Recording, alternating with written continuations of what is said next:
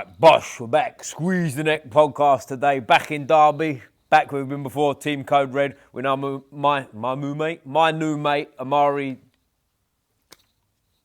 Tell me. Diedrick. I was going to say that. You threw me. You told me the wrong way to say it too, so that threw me. I was going to say I said it right the first time, but never mind. We'll do a redo at some point, guys. But mate, thanks for doing this. Pro MMA fighter. We got hooked up by Chantel Reed. I got her name right, guys. Watch out now. Who I did hear before, obviously. And she said, literally, as I was leaving, you got to get Amari on, blah, blah, blah. We've spoke a bit back and forth over the last, 6 months or whatever, right? Yeah. And eventually we got it, mate. So before we get into anything else, mate, originally from Derby? I was born in London. Whoa. I was born there and then moved here, man. So I wasn't even raised there. You're one of us. Nah, I'm a country boy, man. I could never be the London. Nah. Yeah, where was you born in London?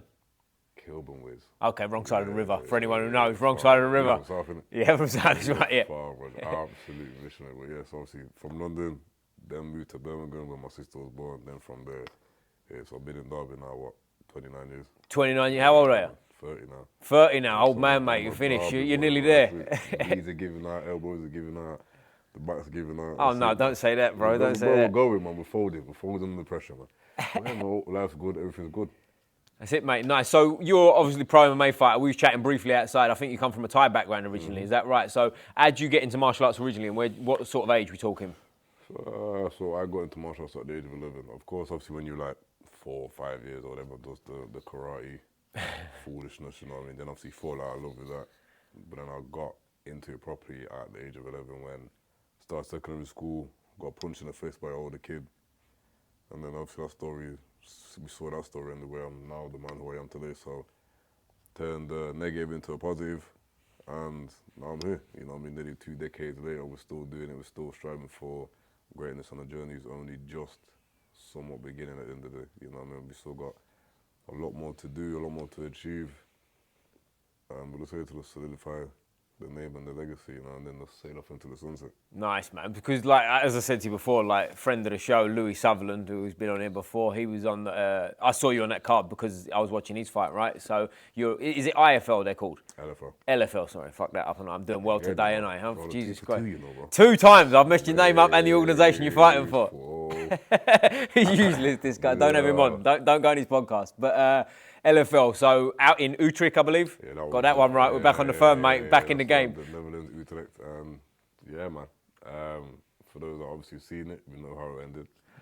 It's one of those things I cannot cry by. I had my little 10-minute cry back in the change room when I came to. But other than that, keep it moving, man. Yeah. But listen, that's the game, innit? Yeah, sometimes, man. You know what I mean? You jump in the water, you're going to get wet, aren't you? So it happens, you know what I mean? So I've done it to many, man myself. I've rendered them unconscious. So unfortunately, it was just my time to want to have a deep sleep, man, and just not remember about 10 minutes of my life. But your nickname, you got a good nickname as well, which I didn't mention at the top. I was already fucking bumbling your name, wasn't I? But King of Violence, like, I mean, it seems obvious as like where it'd come from, your professional fighter and stuff. How'd you get the nickname King of Violence? When I signed to Octagon, which is somewhat the biggest promotion in Europe, commentator Brian Lacey, very good friend of mine, and he used to run with it from my first fight.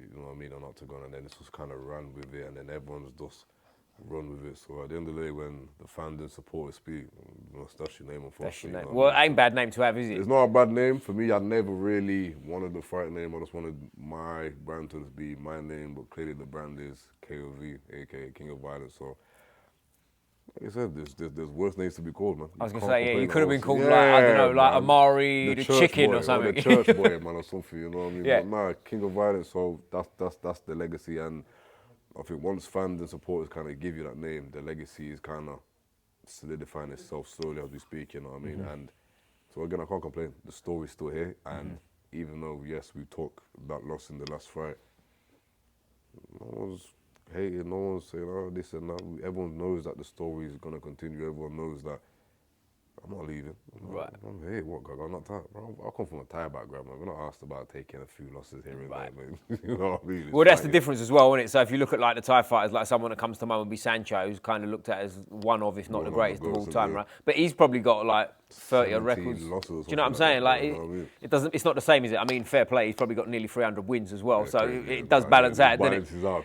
But crazy. yeah, but it's the more I think like boxing obviously is like more. Not basic was what I was going to say. Not basic at all, but limited in terms of skill set, right? So there's. I mean, it's not easy to go undefeated, but you know where I'm coming from, right? If someone's a lot better and they can pick you off and do the thing versus Thai, and then another level of that would be MMA. There's so many tools. It is what it is. There's so many ways to win and there's so many ways to lose. That's it, yeah. And obviously, even in Thai, there's still so many ways to win and so many ways to lose. But obviously, when you go to MMA, you've got the striking, you've got the jit side, you've got the wrestling side. So with that, if you're not on it at any given moment, hey, obviously look at me, I'm sleeping.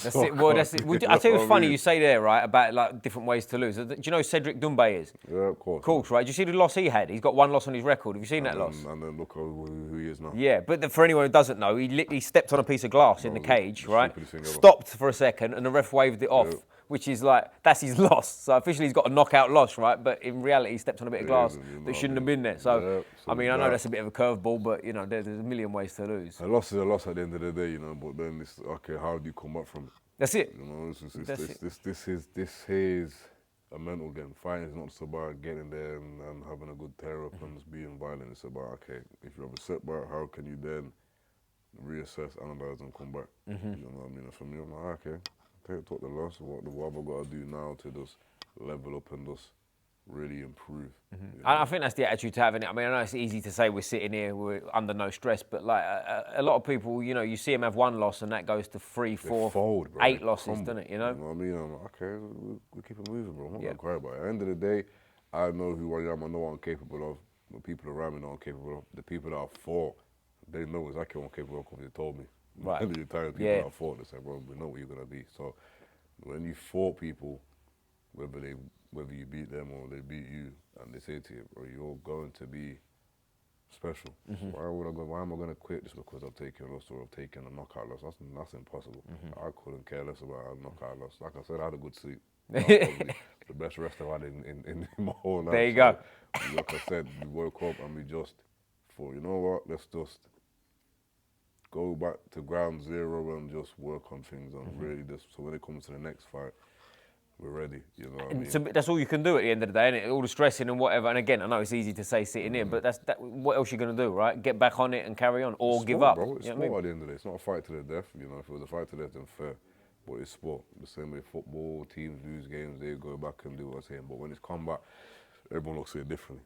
You got beat by this guy. There's 8 billion people or so on this planet. You think you're going to be able to beat everyone? You're an absolute idiot. Yeah, right. Exactly. Yeah. There's going to be someone at some point in time, whether you are the so-called GOAT or whatnot, that is going to essentially run into you.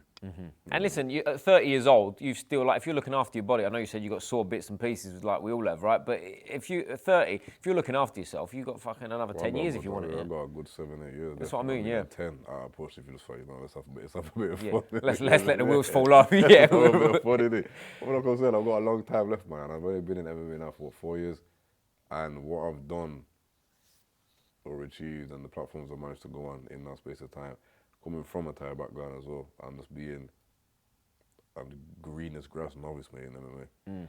To then say I've been on some of the biggest promotions, Aries, LFL, Octagon, you know, and I can't complain. It's still only 30, man. Do you know what I mean? Like, it's good, isn't it? And, you know, like I said, with no amateur background in this game, I'm not going to sit here and discredit myself. I've done a lot, and I know that I've got a lot left to prove. No. And how many pro MMA fights you had? What are we at now? What are we, 6 and 4?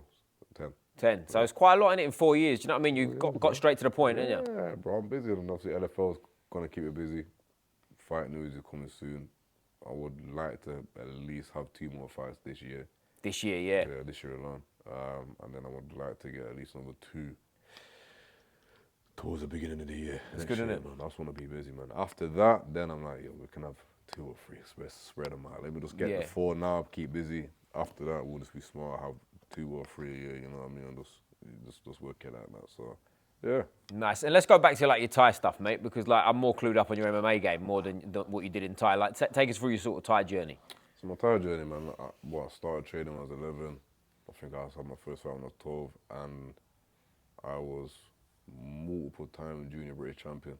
like year after year after year. Oh, you was that kid. You was that kid I'll that be just honest kept with winning. you, I was literally that kid. As a junior, I had belts for fun, bro. And I was just like, yeah, for fun, man. I was that kid, and then changed gyms. Then went to fourth dimension, and then there was four of us at the time. Me, my boy Jack Meekin, my boy Liam Smith, and then my boy Matt Fort. We were the champions each year. Right. To the point where I would go up in the weight division, and then my boy would come down, and I'd just become champion. I want he become champion, and that. So we were them kids, man. We were literally just running through everyone. Right. You know what I mean? Because there are them kids as well. For anyone who doesn't know, when you're on like them kind of scenes, there's always some kid that always fucking wins, isn't there? Well, that was me. That was, you know what I mean? And back then, kids, we were some kids back then. I don't know, I don't know how kids are now, but back then, the junior scene back then was tough, man. Was it? Yeah.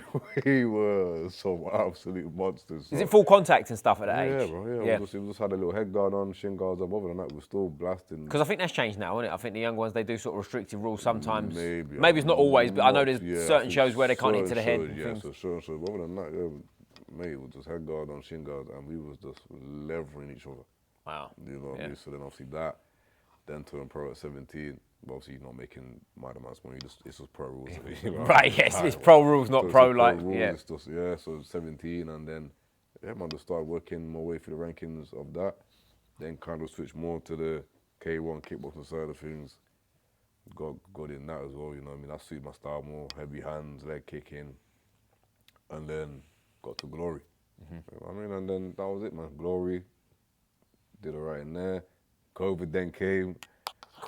And then that's when I thought, you know what? UFC was the only sporting promotion at that time that was on TV doing anything. So I thought, you know what? At the end of it, it's going to have to be time for MMA. And it's mad that, because that seems very recent to me. Like, I know it's 5+ years ago now, but when you think about COVID, I go like, that just happened. So like, just around the corner. yeah, just You know happened. what I mean? But like I was going to ask you what got you into sort of the other side of it and going into MMA, but it was as simple as that. It was COVID and UFC was on My career TV. was never going to stop. Right. I was always going to be a combat athlete. And you see me, I was so against MMA. I'm like, this is soft, man. This is gay, man. Whatever. Man. You know, rolling around on the floor and whatnot. And then also when I was doing my Thai boxing, I was part of Rough House as well. So that was Paul Daly, Jimmy Warled, Andre Winner, Matt Howard, guys like that. So I was always around MMA guys, anyway. But I was just a kid. Do you look down your nose at all of them and you think, I was like, you lot are just peasants, man. Get out of here with this soft wrestling, malarkey and Jiu Jitsu. It's gay, man. Nah, look. Yeah. I enjoy wrestling. Right. You know what I mean? I love wrestling. So, and it's funny because when they see me, like, I see now, look, we knew you were gonna do it. They knew from when I was like 17. And so, well, Paul Daly's an interesting one because like he's MMA fighter, obviously, like a long time legend of MMA, really, isn't he? But like he's very striking heavy, right? Like I'm assuming wrestling's not his favourite day in the gym. He just, I remember when I sparred him. Last time I sparred with Paul was for his Douglas Lehman fight. Paul's just a different beast, man. You know what I mean? He's short, but he's just an absolute tank, bro. Yeah, yeah. Dense. Yeah. Rock. Built like a brick shit house. Is he retired now? Is he stopped? He's chilling, man. Paul's after, man. He's done, man. He's done his thing. His name's there, man. His name's never going to die. You know what I mean? For UK MMA, he's at the top. He's got the most knockouts ever. You know what I mean? So, and is anyone ever going to top it? Maybe not. You know what I mean? So he's forever going to be a legend at the end of the day. So he's chilling, man. I think he's moving to Spain or something. I can't remember what. Good on him. Like, retiring to the sunset. He's gone. Paul's chilling, man. So good on you, Paul. Shout out Paul Daly. Yeah, man. I've always been around MMA killers at the end of this. So right. I thought it's just my time to. So was you sparring with these guys just pure striking at this point? What? Pure striking? Yeah. Getting my ass beat up, bro. Well, yeah. Beat up. The name Rough House isn't Rough House for no reason other than it was horrible. Well, was Dan Hardy there back in the day as well? Dan Hardy was there as well. Because the reason I know Rough House, or the first time I heard it, I've heard it more recently, obviously, but like it was, I think he was fighting George St. Pierre for the belt, and it was on prime time, and it was Team Rough House, blah, blah, blah. So I said he was there. But we was actually on my team. I remember one point we had even Gustafsson come over at one point. Ooh, so okay. We were that big team, names, yeah. So we were that team, you know. At the time, it would have been what, Shoot Fighters down south, UTC and Brom. By the time, I don't think they were even as big as we were.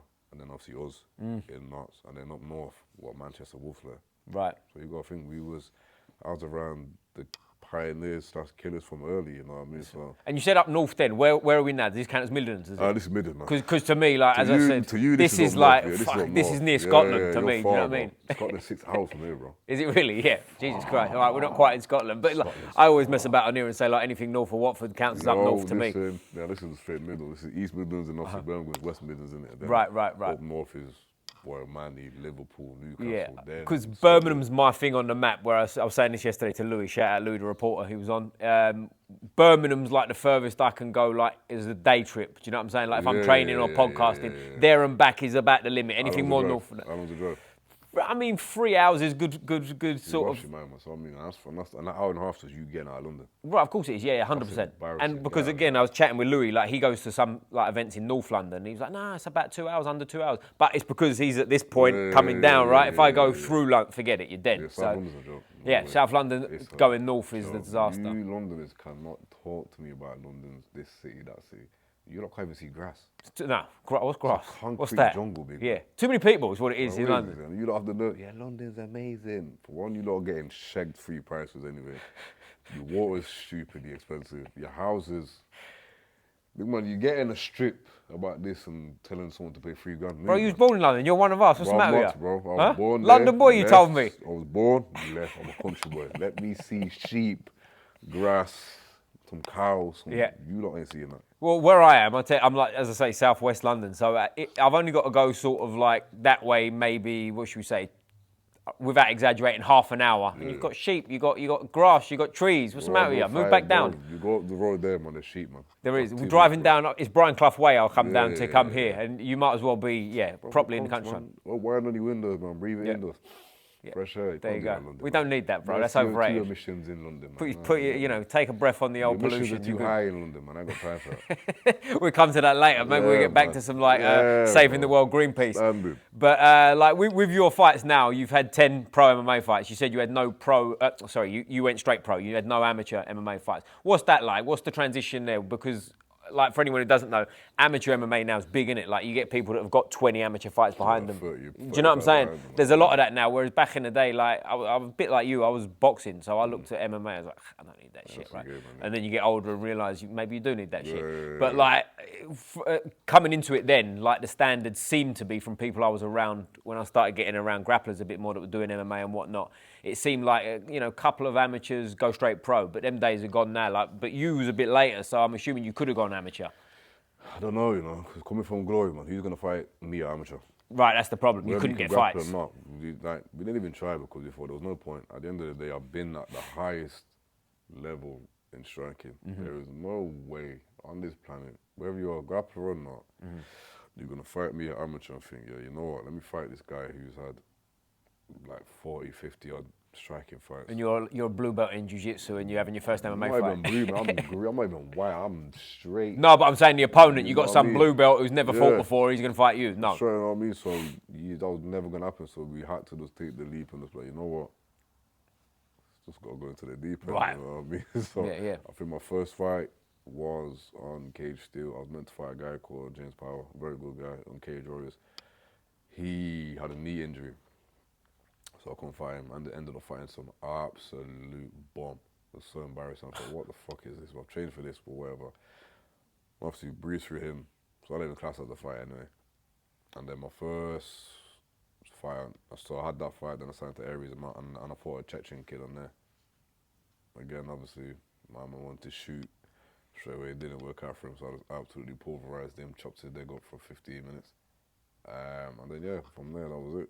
That's interesting. So, how's training changed from, because again, going back to like what we said a little bit, like when you first look at MMA, you go, I don't need it. Like there are some arrogant strikers that come into it and go, well, I'm just going to get in there and see what happens. Did you sort of embrace it and start training? Yeah, I wasn't that stupid. I understood exactly, okay, you're a striker. You best believe someone is shooting for the moon. So that's one thing I was never blinded to. I thought, okay, I was wrestling before anyway, just for strength.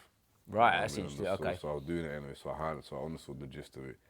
And then obviously once I've done transition, I then made sure, okay, grappling is at the forefront. So for the past 4 years, you could kind of say I've neglected my striking, which I have. You know what I mean? I see it, I can feel it, you know, but it's kind of had to be done in order to understand the grappling side of things and just get comfy with sprawling and just flowing and just understanding things a bit, you know what I mean? So, but now I've kind of got somewhat of a good base of the grappling side of things. Now I can get back to leveling up my striking again, you know what I mean? So again, I wasn't naive to the sport, understood that you need to grapple. Yeah. Especially my weight, 77 and below. Yeah, everyone's just full-on mixed martial artists. Right. When you go a bit heavier, the guys might not be, you know what I mean? Everyone's just going to throw heavy hands. But my weight and below, yeah, everyone's got everything. There's that little window, I think, in there from sort of maybe featherweight to sort of middleweight / welterweight-ish, whereas that's where the vast majority of people fall, isn't it? So the skills are going to be high. That's where everyone is, so therefore everyone's going to have striking and grappling. You know what I mean? Of course. Anti-grappling. So now it's like, how can you then compete and match those guys, you know? So then you're like, okay, let me just really put my all into the grappling side of things, which is what I've done for the past few years. So now I've done that, let's just get back to getting the striking back to where it used to be, which is that's my bread and butter, man. You can never neglect the bread and butter, but obviously I've done it.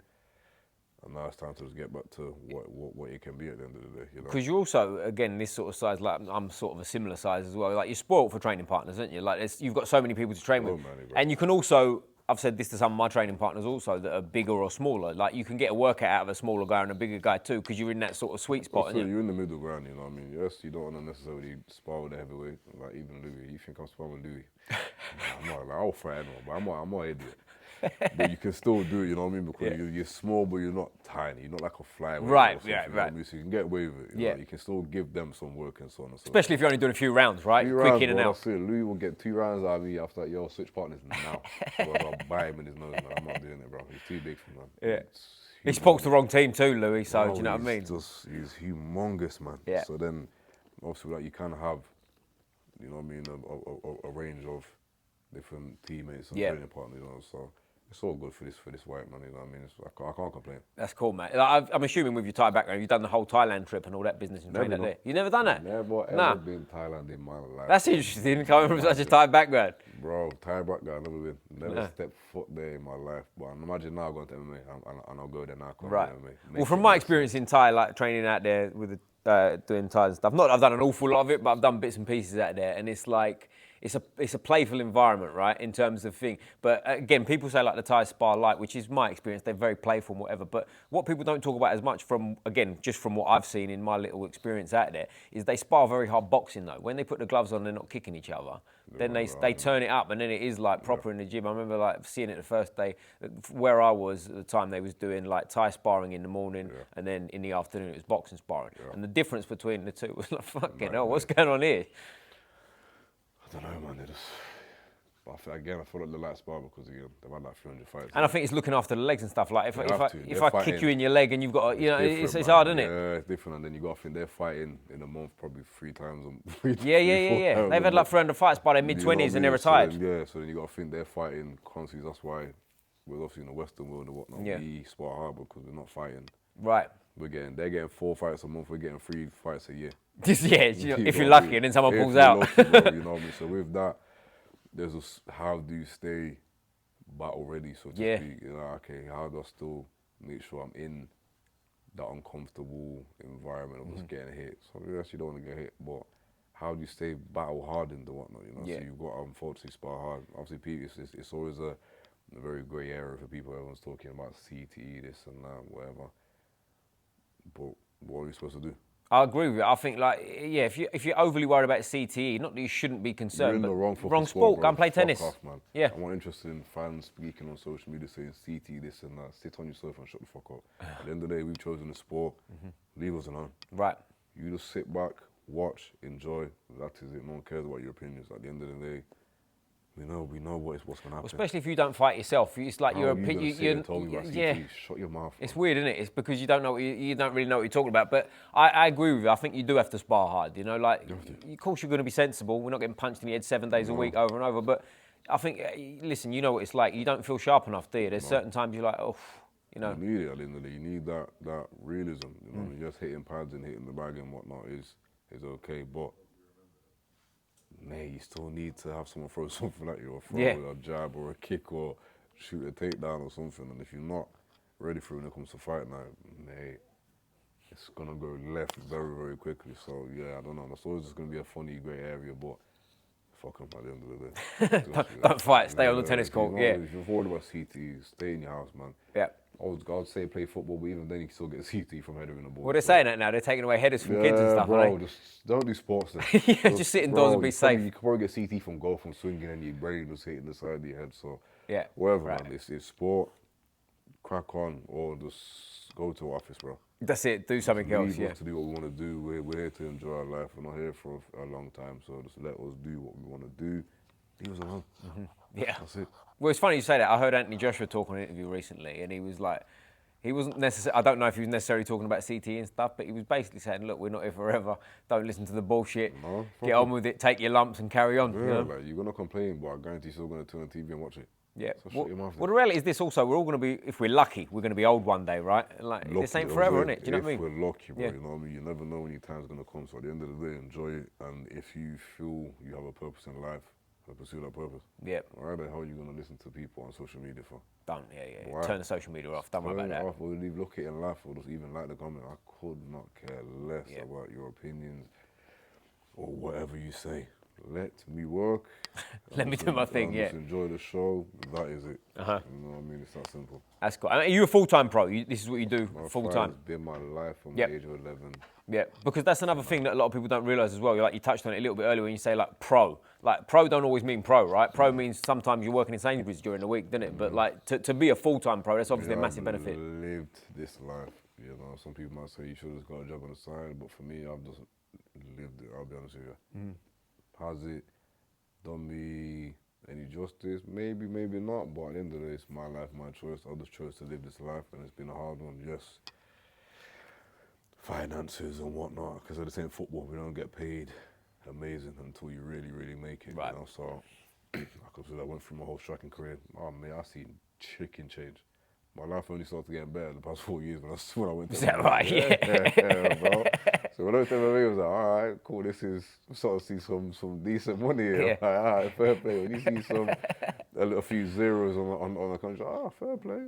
This can get good, you know. So, yeah, man, but I've lived this life and it's never going to change. At the end there, again, everyone's going to have their opinion on it. But nah, I feel if you want to somewhat reach high levels of athlete, you have to kind of really be obsessed and just live it, you know. Obviously, there's always going to be hurdles and ups and downs and stuff going on outside. You just got to try your best to make sure it's white noise. It's easier said than done. You know what I mean? I'm not going to lie and go on like I can do that easy. I've had more ups and downs and had outside problems then affect inside, but still here. That's it, mate. And like to be fair, like you seem like one of them that is like this is what you want to do. Whereas a lot of guys I've spoke to and girls as well, they, you know, it seems like they're not half in, half out, but they're kind of like see what happens and like, you know, if you don't seem like that type at all. Well, for me, the moment I stepped into the gym when I was 11 years old, I was not going to be nothing other than this. You know what I mean? Or I can just be some thug on the road and sell drugs for a living and just try to become some Pablo Escobar. You know what I mean? I was never going to do that. So this is my purpose. You know what I mean? This is how I'm going to change my life and my family's life. And that's it, man. When it's all said and done, I want my name to at least be spoken about for 20, 25 years when I'm dead. Well, mate, you want to squeeze the next podcast now, mate? I'd call that making it, wouldn't you? Let me just freaking have my name be screamed when I'm dead and gone for at least 25 25 years. 22 and a half? Take 22 and a half? You know what I mean? At least, bro. If I get 50, fine. If I get 100, yeah, job's done, man. So that's it. This is my purpose in life. Nice. I'm just here to be the best athlete I can be the best fighter I can possibly be, and just, that's it, man. Good on you, man. Like, what are the goals in this? Is UFC sort of where you're looking at with this? Because you mentioned them earlier. You have to, man. I reached the highest in kickboxing, which is a glory. Then I can do it in MMA, you know what I mean? And if I do it in MMA, if I reach UFC, there's only been, one or two guys that'll come from glory to UFC, which is Pereira, Adesanya. Maybe I'll cut a few more, but if I'm in that, then fair play. I'm another legend. You're up there, yeah. From glory and I've got to UFC. Well, it's also when you've come from a different background like that, at such a high level in a different sport. Pereira and Adesanya, who you said are great examples, that you get fast tracked in there, don't you? Do you know what I mean? So for me, all I got to do is now is just be violent, be brutal in what I do, and make noise, bro. And obviously, when we start, when the next fight comes up, we're gonna make noise again. And you got to do it to the point where they can't deny you. Right, I got you. You know what I mean? You have no way of denying me when you're seeing what I'm doing and how I'm going to perform. So that's the goal now. You know, at the end of the day, the goal obviously is to have a good legacy. Of course, you want to be world champion and whatnot, but what do you want to be known for in this sport? A belt isn't gonna do anything. There's been many champions and people that will forget them. So what is it that you want to be known for? For me, the king of violence, man. King of I violence. just want to be that violent guy and just be one of the most violent guys that have come out of this country. BMF belt might be a nail on for you. Even that, a belt's a belt for me. Once the name's solidified, I'm happy, man. Yeah. You know what I mean? I've done that. Once I've done that, I've done what I've set out to do. If the belt comes, the belt comes. If you're done, you're done. Obviously, UFC is a business, so you have to kind of fit the bill to kind of get the belt. So I wouldn't really stress about it too much. I'm just here to fight and just put on crazy performances. And like I said, just be the best that I can possibly physically and mentally be. You know what I mean? And that's it. Boom.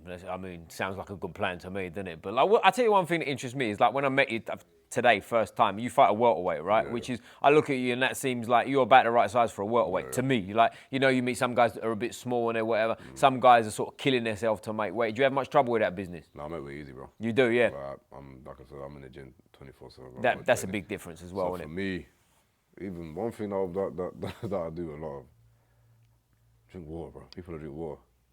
Like, it's 5 liters a day. My weight does not fluctuate. It stays the exact same. Would you walk around that or is it secret? Bro, nah, some days 89, but mostly it's 85, 86. Really, yeah. That's it. So no big deal. You can make the weight. Easy, bro. Obviously, it's still horrible, bro. Cause It's always going to be, innit? You Yeah. know what I mean? Wherever you quitting from 95 or 85, it's still going to be horrible regardless. Right. Because once I get to that 80, my body's like, so regardless, but it's easier than some other guys, you know what I mean? I sweat good. When I mean I sweat, bro. Yeah, that sweat's gone. Well, do you know what? It's funny you say that. I sweat a lot as well. When I've only got to start training and I'm like melting. Bro, I would just do skipping. Yeah, it's cool. Right. Sweating. Well, they say that's healthy, don't it? And that's the story I'm sticking to. If it ain't true, fuck it. Oh, no, sweating ain't good for you. How can sweating not be good for you? Genuinely not okay. My skin's glistening and glowing and smooth, bro. Let me just be. So, yeah, man, I'll make it easy. Yeah. And that's it, you know. That's it. Good. On to the. Are you a career welterweight? Do you think? You think you'll stay there for the whole time? Yeah, that's me, man. I'm not that tall, bro. I'm only 5'11". I'll probably get a bit denser, but other than that, yeah, I'm a welterweight, man. I ain't gonna see no 70s. I ain't gonna see no 85s. Welterweight's where I'm at, man. You don't fancy calling that Big Louis at heavyweight, no? You have lost your mind. Like I said, I'll fight anyone. Give me a brick or something. In the fighting Louis' hands, bro. Yeah. I forgot how big it was. I don't want to see him. I'm like, nah, he actually is humongous, bro. Vanilla Gorilla. Gorilla's a good fucking nickname for him. He is a proper gorilla, that man. He literally is a gorilla. Yeah, he is. Bro, like, if I slapped him in his face, I'm thinking, he's just going to look at me and laugh and say, bro, chill out, man. You know? But no, I got a lot of time for Louis, man. He's destined to be in UFC. He has to be. Good. Yeah, I hope so. I like I reckon it's a no-brainer, bro. He has to be in there, so. Well, Louis, I've only actually met him once in person, like when we did the podcast. But it's one of them, you know, you have banter back and forth after. We support rival football teams, don't we? No, so like we have Louis is just a geezer, bro. proper man. Yeah, like him a lot. Geezer, I like bro. Louis a lot. Who knows, man? I'll be joining him in UFC soon. Telling you that. There you go. Well, we'll get part 2 in with Louis maybe, Bro, and we'll sit down. London. Let's just have some. Well, it's your hometown anyway, bro. If you're honest, didn't you? Come. Hey, man, Stop talking about sheep and trees. Give me the trees and the grass of some sheep. South London can move. Well, we got farms in London. I'll take you to a farm. How about that? We'll meet in the middle. We got to pay to go to one. I can actually stand outside and see one, bro. What do we do? We got to have a serious chat. I think we got to sit down. We lot are just thieves no matter what. Anything to just get a pound coin out of someone, man. Hey, bro, listen, I don't own a farm. What are you having a go at me for? I'm not a farmer. Yeah, let's just get some farms and charge people. Get out of here, man. No farms, stay out of the country. Stay out, Gotcha. Rule number 1. So, but with training and stuff like that for you, obviously you said you neglected your striking a bit. Like, what's a typical week of training look like? And again, if it's a bit secretive, no problem. But you tell, like, what is it like with strength and conditioning, with all your sort of different? Conditioning is twice a week, so that's Tuesday, Thursday. I swim every night also as well. Every night? Yeah, always, bro. Okay. Always swim at something. And what does that look like? Are we talking like long distance swimming or sprint mile, sprints? Right. Half a mile, I'll do that in 15 minutes or less, depending on how, you know what I mean, constantly, bro. And is that like a recovery thing, like to help the body? Or is this like you're going? I just class that, I'm going, bro. You're going, yeah. But what I mean, I swim. Right.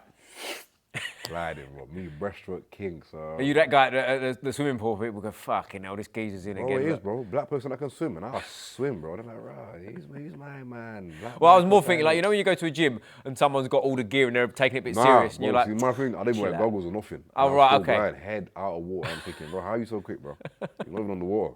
Yeah, let me be, man. My back's hench, bro. Just let me be. So, yeah, man, swimming. And then the past month, I've just been focusing on my boxing side of things, just my defense, my footwork, you know what I mean? Like I said, I just need to go out to ground zero and just get everything as good as I can possibly can, you know what I mean? So again, yeah, just obviously here at Kobe right now, just working on basics, man, fundamentals, bro. Then obviously kicks will get involved again, and then that's it, man. Just go back to just being that a great striker again, bro. You know what I mean? That guy that had nothing but crazy variation, and yeah, man, that's it. And with the wrestling stuff, you said like you enjoy that nowadays. Oh, I love wrestling. Yeah, man. you So do. wrestling again, that's always gonna be there. You know what I mean? Well, I suppose it's funny, like if you look at your frame and that, you'd think you'd come from a grappling background, right? You've got more of a wrestler's build than striker, haven't you? Strikers, you look at me thinking, bro, you're Yeah. a grappler now. What can you put? Bro, the maddest thing is, I'm not even a hard puncher. I'm a kicker. You look Right. at my frame, you think, right, you can bang. Yeah, lol.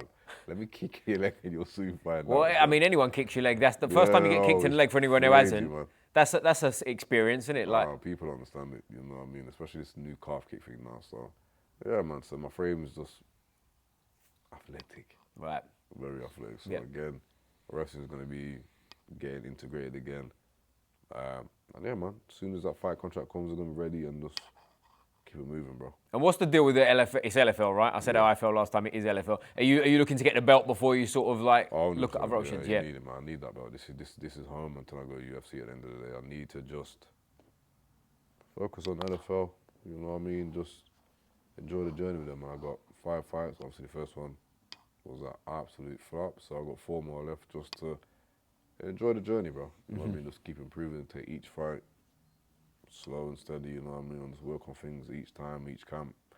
And if that opportunity for the belts, for the title comes, then obviously I'm going to take it with open arms at the end of the day. Why wouldn't you, you know? Yeah, because I tell you what's interesting. It's in. Are they all in Holland? These Holland, fights, because it seems like it's outside as well. Is it outside when you That was fight? the first time they've done that. That was outside. Because you know I've seen Louis fighting there a few times, and I was like, I've got to get out there and see one in person at some point. But they seem like everyone that I've spoke to, which is probably only 3 or 4 people that have fought on LFL. Everyone seems like they've got good things to say about them. Yeah, man, LFL is good. They're easy to work with. You know what I mean? At the end of the day, if you want to fight, they'll give you a fight. If Yeah. you don't, then they're not interested. It's that simple. It's just Dutch. They're Dutch in it, so. Yeah. Dutch is a fighting country. It's a simple business, you know what I mean? Yes, they're not going to pay you shooting out some money because at the end of the day, they want to push you onto bigger avenues, but they want to keep you busy. And if you want to fight 4 or 5 times a year, look at Louis, man, he's been crazy busy. So Crazy. if you want to fight, they'll give you the fights. Yeah. And I think in order to progress in this sport, you just have to keep fighting. Yeah. So you can't ask for a better organization. You know, they're just going to keep giving you fights. If your body's ready, have it. You know, so again, that's what I'm just happy to do. I'm just happy to just enjoy the journey. Just enjoy these next 4 fights, man, and just take each fight as it comes. Nice, man. And just like from your last fight, like obviously situations like that, you don't want to sort of jump straight back in, right, and take more damage, like in terms of training and whatnot. What's the sort of like the recovery off of that? I've not sparred, obviously, since my last camp. Not wrestled. I've literally just been slowly getting back into striking, hitting shadow boxing, footwork, then slowly getting back into pads. Obviously, strength condition was just again a slow build up and whatnot. I'm gonna start sparring end of this month. You know what I mean? Give myself the full 60 days in a sense, So yeah, man, I've just took my time with it. Good on you. And how do you feel? Do you feel sharp? You feel good? I feel good, bro. Yeah.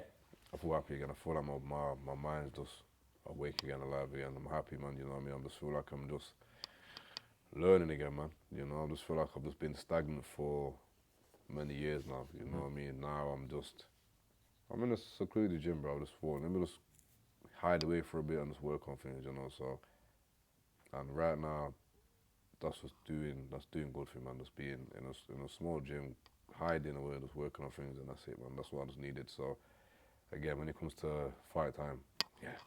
Ready to rock and roll. I'm ready to go in there and showcase these new skills. Hopefully they come out. If they don't, we're still working. It's still a work in progress at the end of the day. So, yeah, man, let's just see what happens. Boom. Well, mate, listen, this has been brilliant. I really appreciate your time. Come on, brother, man.